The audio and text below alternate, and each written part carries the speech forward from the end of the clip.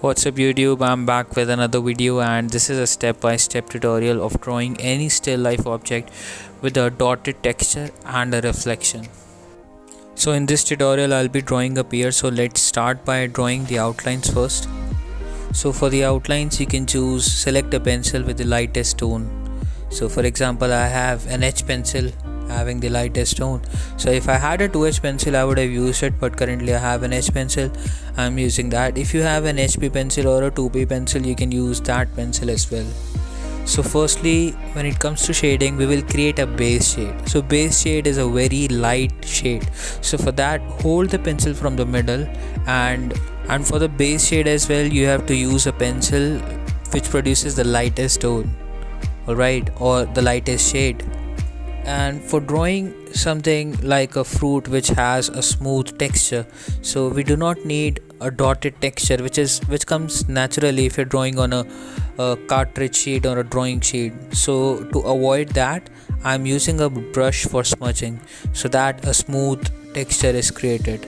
And since I always change the tone or increase the value very gradually or slowly, so that's why I'm switching to a B pencil here, which is only a few tones darker than an H pencil. And now I will shade all the areas except the highlights or the brightest areas, which either are having reflection of the light source or are extremely bright. So I'll be avoiding those areas, and except that I'll be shading in every area. And now I'm smudging it again because I do not want this type of texture. I have zoomed in so that you can see this grainy texture that we have. We do not want that in a pier. And notice now I have moved to a 2B pencil, which is even darker than the B pencil. So with this I'll be working on all the areas which will be eventually having darker tones, and of course the mid tones.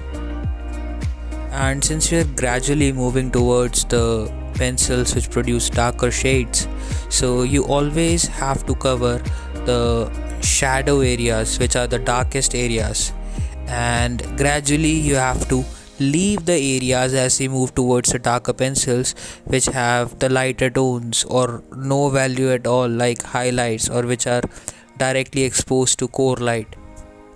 And now I have moved to a 3B pencil, which is even darker than the 2B pencil. So I'll be covering those areas which are even darker than the 2B pencil. So these will be the mid tones or the darker tones.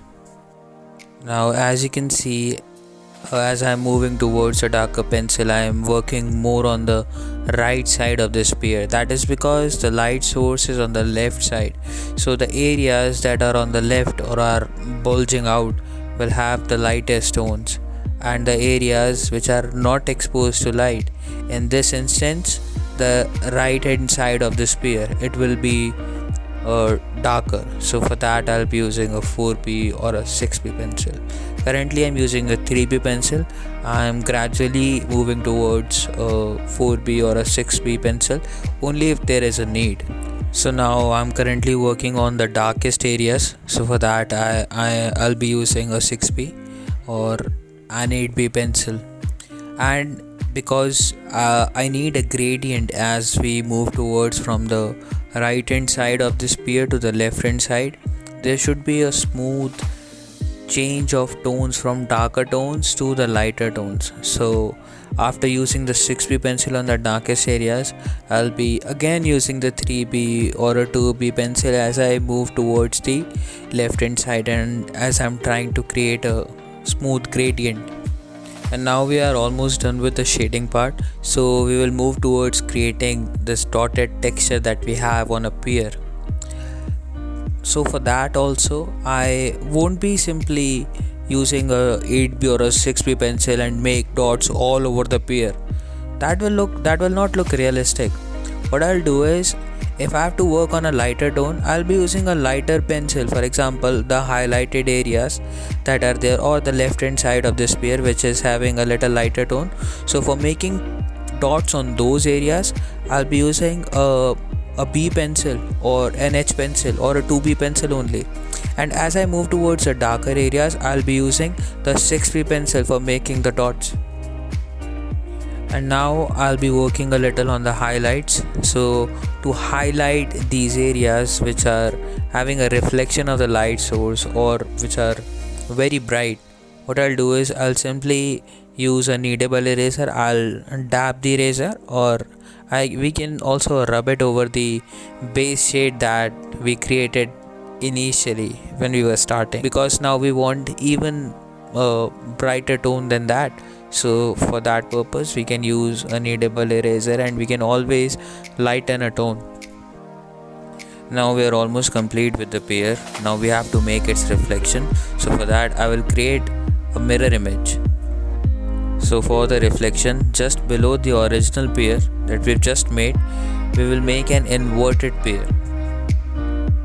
And for that we have to create a very rough inverted image. So if the proportions are not totally correct, or it is not exactly like the original image, it does not matter because it is a reflection. So for making almost an approximate inverted image, what you can do is you can measure the pear and its different parts with the help of the pencil. So what you can do is just simply place your pencil against whichever part you want to draw, and you'll have an idea. Let's say this bottom puffy part of the pear, it is, let's say, is equal to half of my pencil. So when you'll be drawing the inverted image, you will have an approximate idea that it should be this much big. So for the reflection, when it comes to the shading, you have to do very rough shading, right? I'll tell you why, you'll get to know why. So first thing that you have to do is give it a base shade like we did in the original image of the pear. So just give it a rough base shade, and all the areas which are darker, just simply switch to 6B pencil. This time you don't have to follow the process. I'll tell you why we are doing it this way. So just simply switch to 6B pencil, darken all the right side of the pear, and give it a mid-tone with the help of a 2B or 3B pencil. Just do it quickly. Even if your strokes are visible, that is also fine. And now we will make a realistic reflected image and the surface simultaneously. So for that what you have to do is just take the tissue paper and rub it horizontally over the inverted image. So you have to smudge it and make sure you move the tissue paper horizontally initially. Now you can see some of the areas have been rubbed off, and the surface on which the pear is kept, it's not that dark as it should be. So for that we will give it another layer, and this time you have to give it darker shades. For example, earlier you used a 6B pencil on a particular area. This time you have to use the 8B pencil. If you earlier used a 2B pencil, you have to use a 4B pencil, and then you have to smudge it.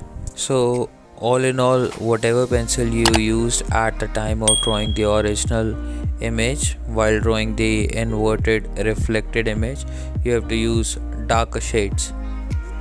Now I've repeated the process again, but still the surface and the reflected image is not that dark. So for that I'll layer it again with different shades, and then I'll smudge it again. So this is the process of creating a reflected image and the surface.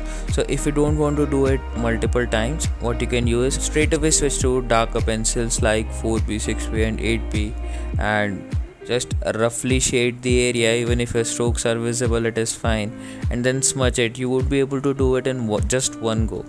I am doing it multiple times because I gradually want to increase the value, but one can do it straight away as well.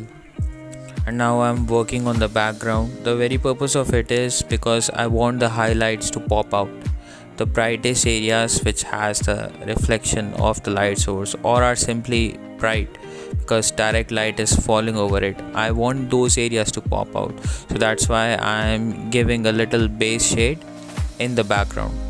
So finally we are done with it, and this is how our artwork looks like. So one thing was missing in the artwork, so I've added that as well. I couldn't record it. So the highlights, the 4 highlights that you can see in the pear, these 4 highlights, I have dabbed the kneaded eraser in the reflection, and I have made those highlights as well. So that is it, complete step-by-step process of drawing a still life object which has highlights, a texture and a reflection. So do try it and share this video with anyone who likes to draw, and subscribe to this channel if you think you've learned anything. And if you have any doubts, write it down in the comment section. I'll definitely reply, and I'll see you in the next video.